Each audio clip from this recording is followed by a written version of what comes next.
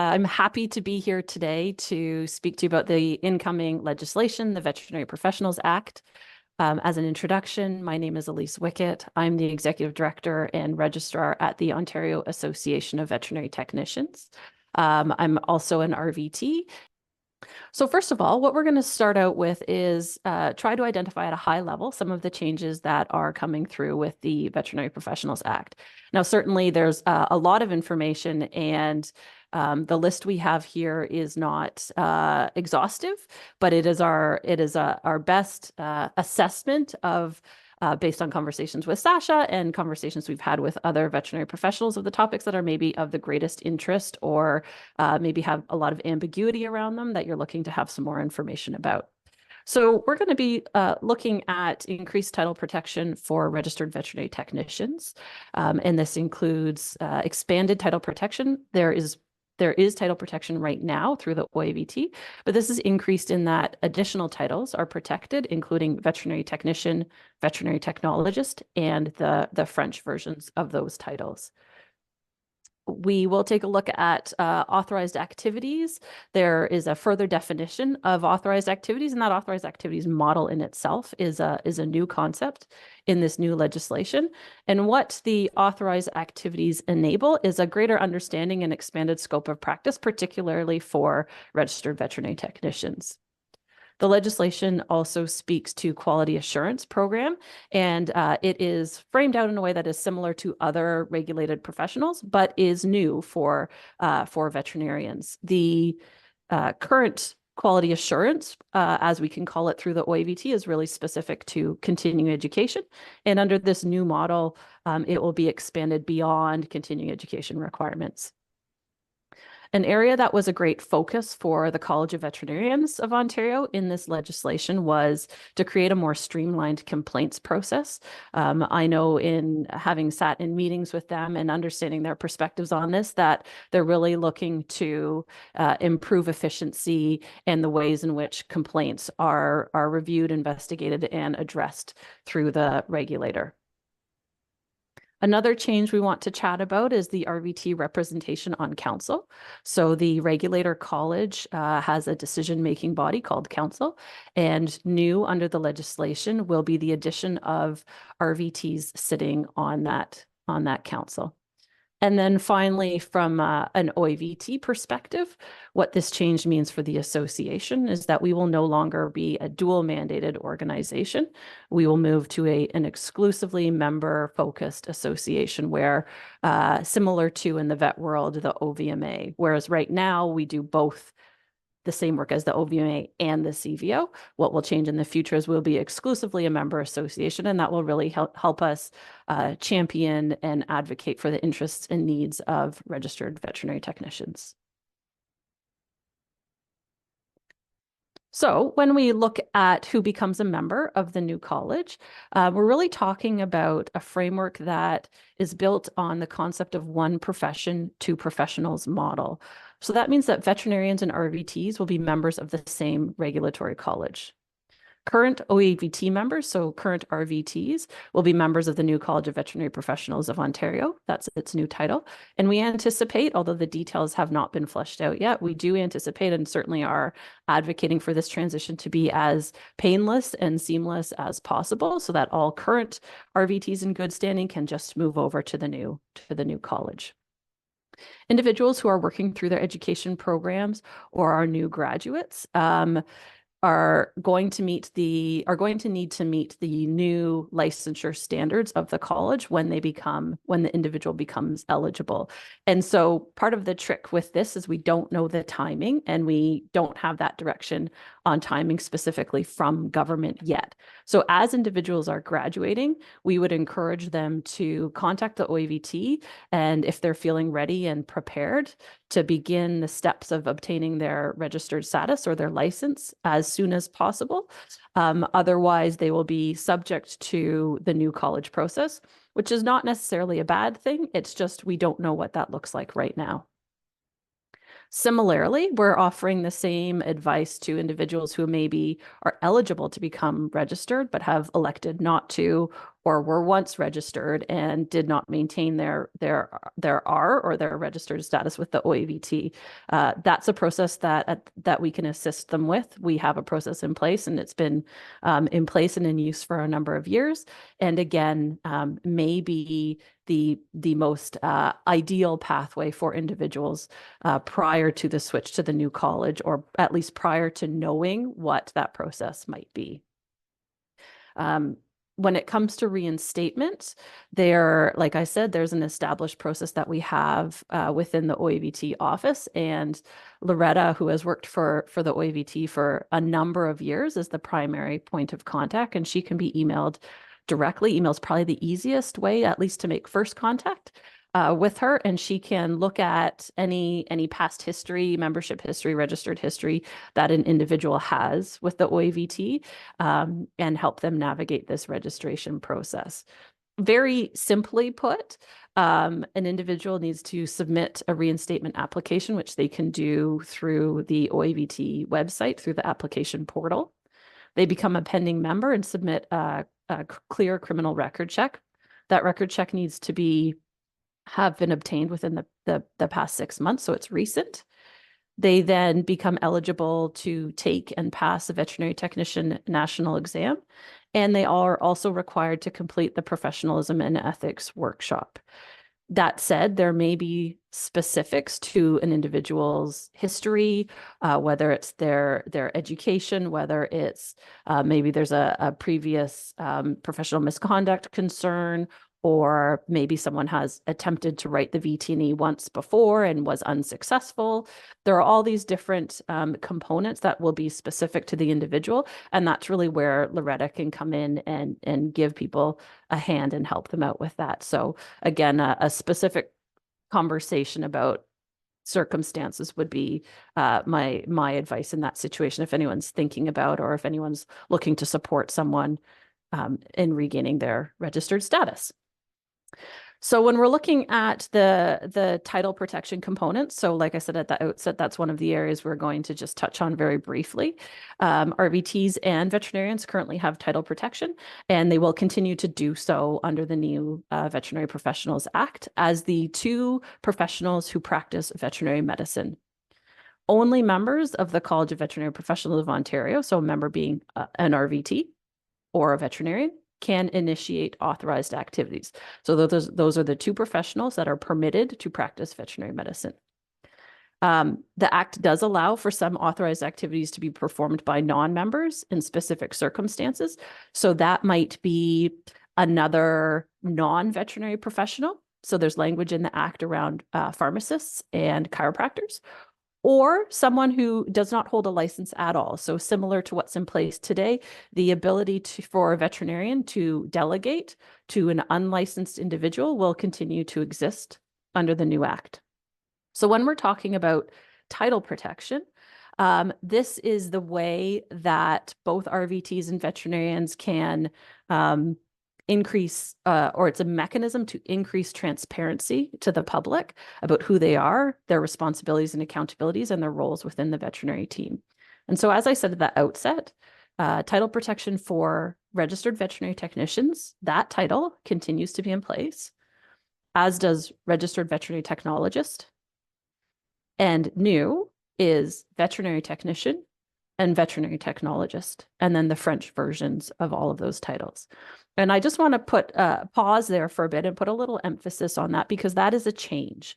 And there are individuals who don't hold a license right now, who are working in a veterinary setting, who refer to themselves as a veterinary technician or a veterinary technologist. And under the new legislation, that will not be able to continue. So there will need to be another a term that is used, or that these people use, to describe who they are and their role within the veterinary team. So other terms that are also commonly used for this similar role is a veterinary assistant. Maybe there's another support staff term that works within your team that you'd like to use and employ, but they will not be able to continue to use veterinary technician or veterinary technologist. That term will become interchangeable with and equal to registered veterinary technician. And in order to use that term, the individual must hold a license. Okay. So that is a change, and that's going to take a bit of an education piece, and that's something that, of course, at the OAVT we're going to help people along with, and try to do our very best to describe that and explain that in a way that is easily understood and easily respected and adopted. When it comes to title protection, there are fines for misuse or improper use of these titles.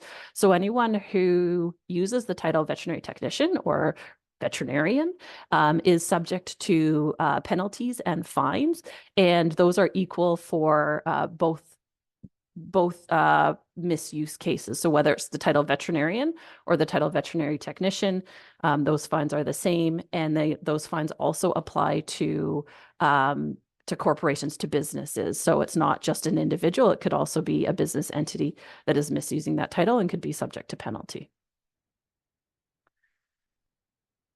So when we talk about veterinary medicine and who can practice veterinary medicine, the members, RVTs and veterinarians, will be executing or performing authorized activities.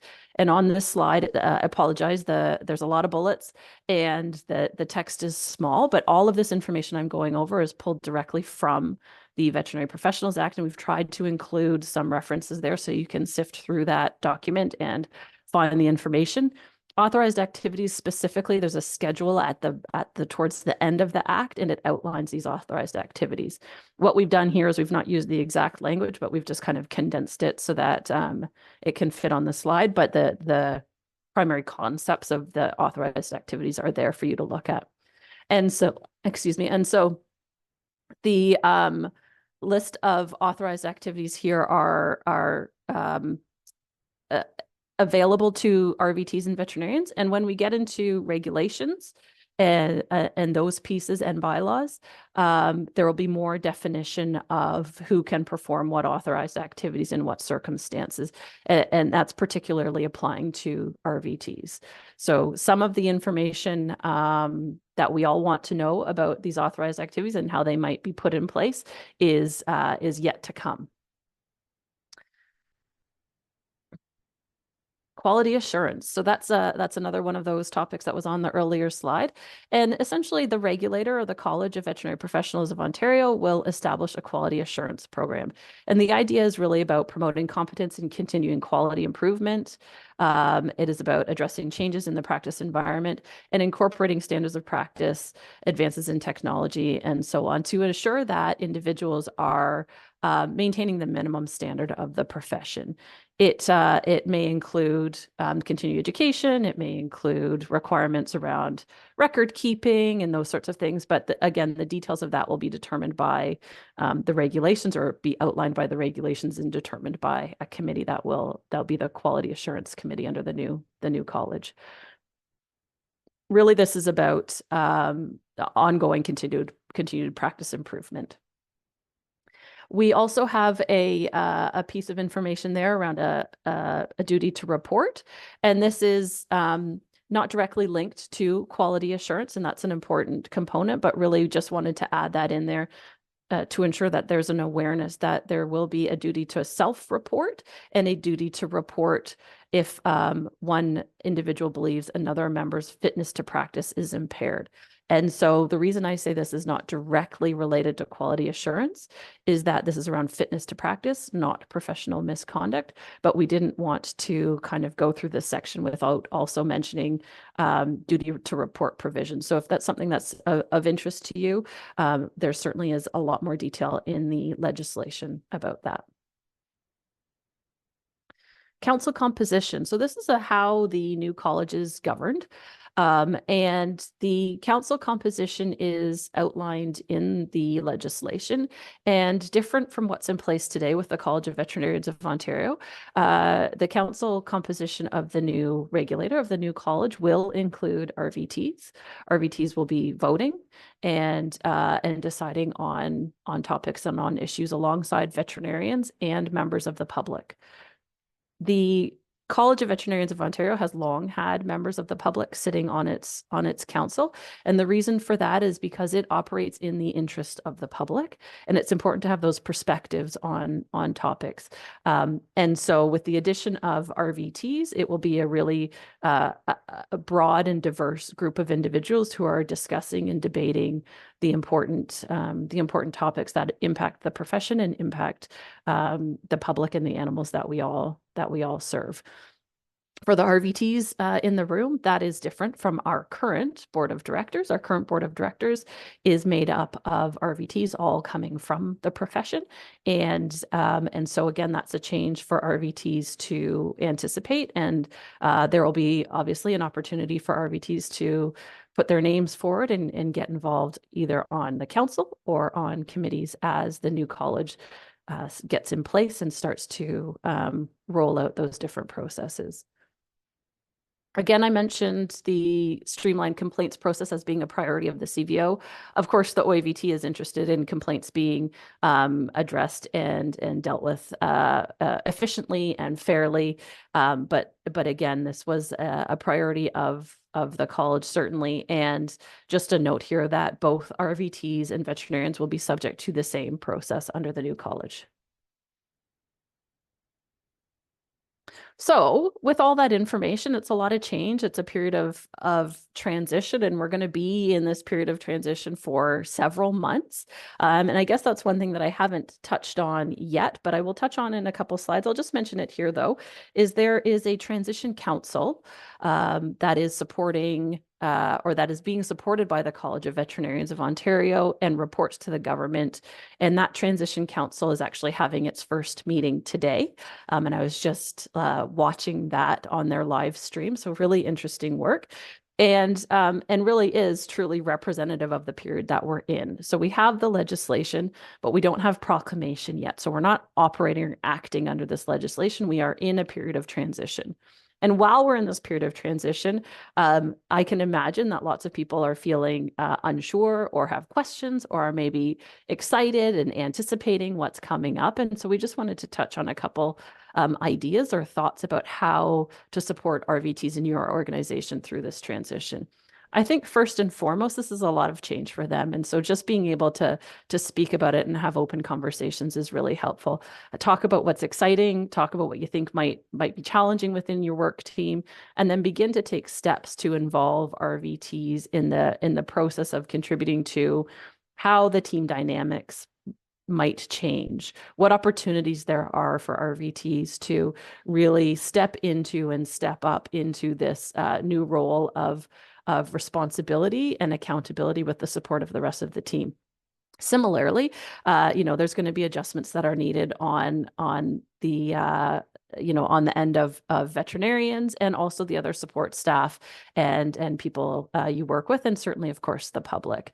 That said, we think this whole process and this whole legislation is a real improvement and will enable the improvement of access to care that we've all been hearing and needing and wanting. Within your team, there's opportunities to support RVTs if they're looking to become licensed again, to re-register, whether it's, writing. I've heard of people writing, VT&E prep questions and posting them on the fridge or on a whiteboard in the clinic lunchroom, finding interesting journal articles or talking through cases. There's certainly costs associated with becoming reinstated or writing the VT&E. And again, I'm going to champion the OAVT here as a strong association for our members, and certainly it would be helpful for RVTs to continue to be able to get access to information through the OAVT as we move through this process. The OAVT offers its members a member assistance program, and again, that can help with what you would expect with a member assistance program in terms of mental health supports, but also career counseling, how to deal with change, conflict management, financial advice, all those sorts of things that might be issues that come up for RVTs through this time of change. We have resources for veterinarians as well. And this is just a study now that's a few years old, but the sentiment here is the same, is that we all benefit from having RVTs on our team. And so I think it would be great if we can continue to work to support RVTs through these changes and into the implementation of the legislation. Definitely veterinarians have access to the College of Veterinarians of Ontario. So that's a great resource for you as well. And if you're a member of the OVMA, I'm sure that they have resources coming available to veterinarians as well. I know all three organizations have a special spot on our websites for information about the legislation itself. And so what's next? Like I said, the first meeting of the Transition Council is actually happening right now. They will work towards drafting and approving the first set of regulations, after which those will go out for public consultation. That's expected end of this winter, end of this year into early next year in the winter. And there will be opportunity for us all as individuals to provide our feedback, and us all as organizations as well to provide feedback. So keep your eyes open for that. And we will certainly be communicating with our members about the opportunity to provide feedback on consultations. And then once that's through and through the government process, I'm really simplifying here, then those will be implemented and we'll all be operating under the new legislation, just like that. So we have, like I said, information on our website, frequently asked questions, podcasts, videos, documents, all kinds of information there. So if you scan the QR code, that will take you to the legislative reform page on our website.